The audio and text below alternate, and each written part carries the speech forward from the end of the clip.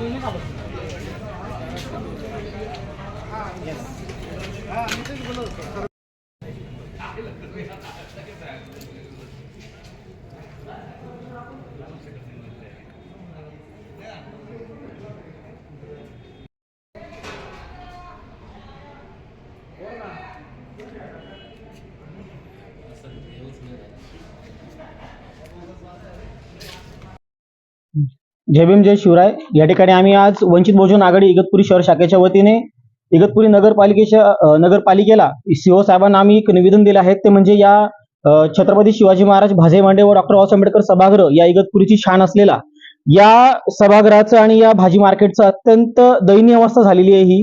ही येत्या काळामध्ये काही दिवसामध्ये कदाचित पडूही शकते, कारण इतक्या जर्जर अवस्थेमध्ये ही भाजी मंडई तयार झाली आहेत। या भाजी मंडईमध्ये आज एकही व्यापारी, एकही भाजी विक्रेता या ठिकाणी थांबत नाही। तो इगतपुरीच्या मुख्य रस्त्यावरती येऊन आपला उदरनिर्वाह करतोय।